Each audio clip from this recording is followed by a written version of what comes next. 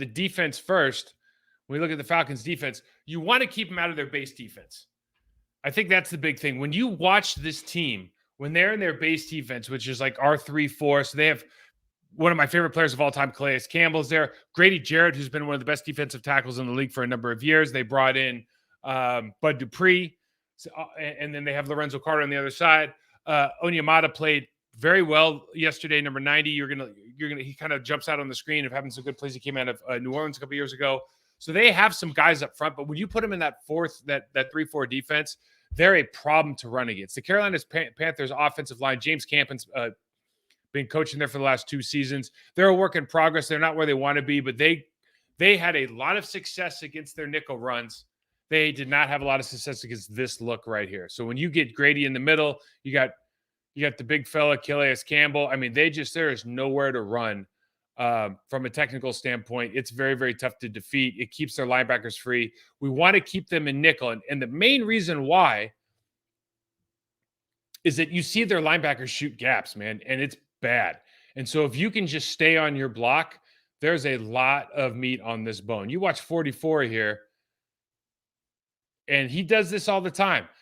You get 2 double teams. So if you're in nickel, you can usually just run a simple double play. Now we're going to run our pin and pulls. We're going to do all this stuff, but let's just keep this really easy. If we want to get double teams and force those linebackers to make decisions early, this is the way to do it, as long as the tight end on the backside can cut off that backside defensive end. Because 44, more than 55, really, we're talking about 44, Troy Anderson. He shoots his gap early, and they force this cutback. And sometimes the safety can get there, and sometimes they can't. And it's literally a coin flip. They give up a lot of big play yardage in the running game because these guys shoot gaps way too early. You see out of the pistol formation here, they get up quick. And like that doesn't look like much. That's a 6-yard gain. Again, we're just filling at the linebacker position, which you love. You love what you're doing, but it's like this play right here. If you watch, this is the difference between. So right now we talk about Quay Walker. Man, we really like you to attack these guys a little bit better. But you watch 55 here, and if you just try to duck underneath and not take that center on, well, you're going to get pinned, and there's the hole. Like, this stuff's not rocket science, right? You got to hit people in the mouth. You can't try to kind of avoid them and try to skirt through a hole unless you know for a fact you're going to get there. These guys don't do a great job of that. That's where the big play opportunities are. See linebacker shoot again here. He just gets down, and then you can just see, like, anybody who's watching the show could run through the hole that's about to be created by Brady Christensen, number 70, and then obviously Bozeman, their center here with the cutoff on the linebacker. Like, these are big plays. Anybody can do these plays against this nickel defense. Now, you have to have, whether it's Luke Musgrave, Tucker Kraft, if you put the quarterback there, whatever, you have to have a tight end that can cut off the backside. These guys do a pretty good job right here. And then actually just does number 80 does a fantastic job of filling on Troy Anderson. Again, you just get these plays where it's not hard. This isn't one of those games where the Packers are going to be like, we don't know how we're going to get to the second level. The second level is going to come to us. So stay on your doubles, let them run into you, make that part of the play. Because once you get Grady Jarrett's a great player, he's not that big, right? He doesn't weigh that much. So if you get some initial push on him, you can actually do some damage. But talking about defensive tackle matchups, Grady is a penetrator. He's not as big as Kenny. He's a better pass rusher. He has been historically, but he's a penetrator, and he just defeats guys and he gets running backs to have to make cuts early. Now, you'll see at the end of this play, he ends up getting driven to the ground, but the damage is already done. So this is one option that the Falcons, I think, that we'll probably see a little bit more. This is their nickel defense, okay? But they've just brought Caden Ellis down to the line of scrimmage, and they're playing a little bit more of like a 51 front here, right? And it's still an even look, but because you have Bud Dupree out there playing outside linebacker, and you got Troy Anderson playing back now, you still have all your gaps covered. It allows you to fill a safety down if you're going to go, if you're going to play, 12 personnel, or even if they want to sit in 11 personnel and you want to, or excuse me, if we sit in 11 or if you sit in 12, you want to match with nickel, it allows them to play with more guys closer to the line of scrimmage. I think they feel like if you get single blocks, particularly their defensive tackles versus Josh Myers versus maybe JRJ, maybe versus Jenkins. I think they're probably going to feel like they like that matchup. Calais Campbell, Grady Jarrett, and get them one-on-one situations. So I would imagine they're trying to get those guys singled up. That's going to free up those linebackers and make it so they don't need to force themselves. They don't have to feel like they force themselves into the A or B gap early. Safety comes down and makes the play here, but really the play is made by Grady.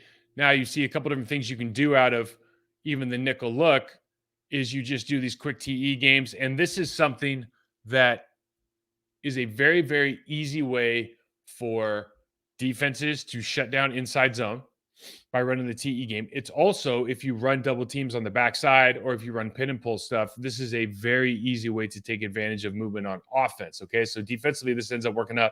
Bud Dupree comes inside and wins. So that's a very good way to play. But you can also, on the other side of that, with all the pin and pull stuff that we do, if they guess wrong, those are big plays out the gate for Aaron Jones and company. Now, one thing that we need to talk about as proponents of the Green Bay Packers, this kid, Jesse Bates, can play football. Okay, so in 2022, he had 4 picks, 8 passes defended, had a forced fumble. I think he had 70 some odd tackles.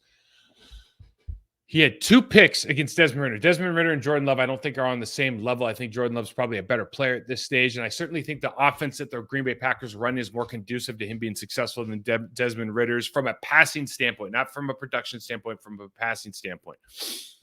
Having said that, this is a sneaky, sneaky good play by Jesse Bates.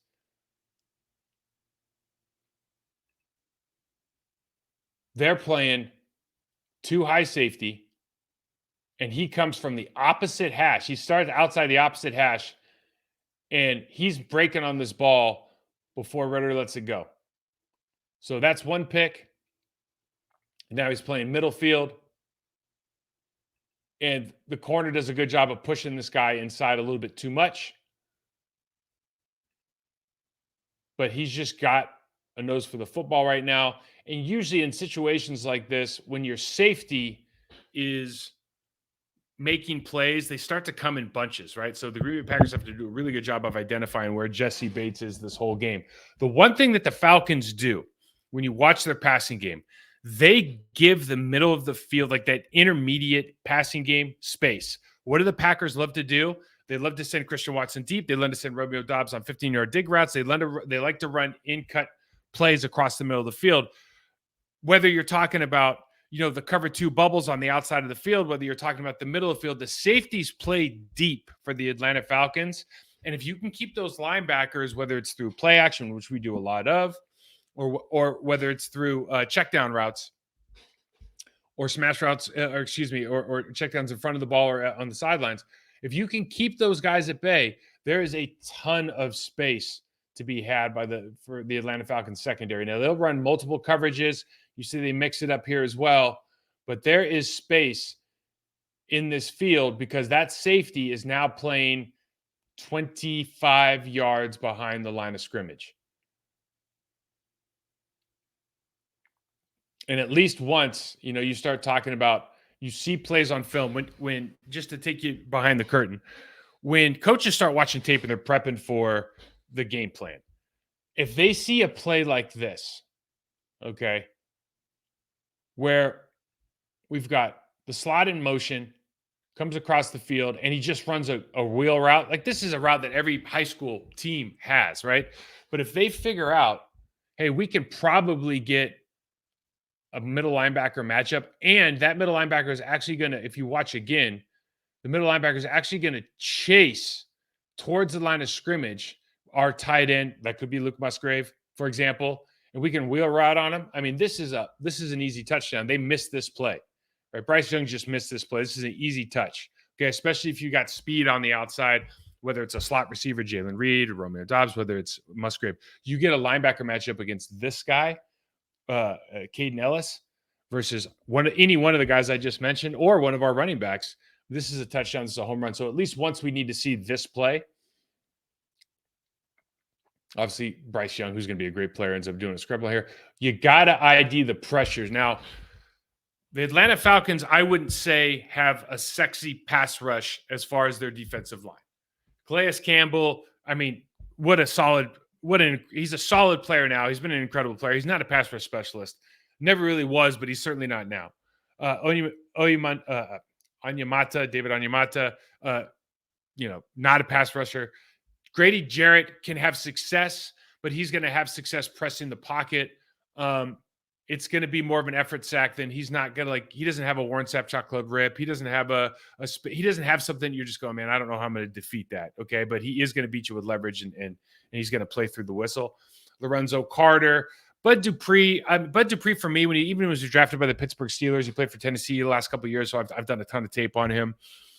He's a good player, but he's not, you just don't sit there and go, man, I'm really worried about his pass rush. Okay. So they have to find ways to create mismatches. They have to find ways to overload. And one thing that they found very effective this week, and they'll probably start coming with it again, is they use double A gap pressures with the linebackers. And if you don't ID properly late in the game, this hit home twice. So you watch these. The first one, I believe 44 is coming here through the A gap, and then they're going to bring a safety off the edge. So we just run a quick, easy pick stunt, and it's you can't pick this all up. If your quarterback, young quarterback here, young quarterback for us, at least from an experience standpoint, if you're not ready for this, this does become an issue, right? So you need to be able to ID this. Can you throw hot? If you stand in the pocket, the truth is on plays like this, they're very, very hard to pick up unless the center stops penetration early. You see 55s coming on this one. And again, if you're going to ask the back to do that, and then the center has to redirect, this is just one of those deals. And back in the day when I was playing, Tampa would do this all the time. And Tampa would do it, but also Chicago was really best at this. Chicago, Urlacher and Briggs would stay in the A gaps, and you just had to go all right, which one's coming?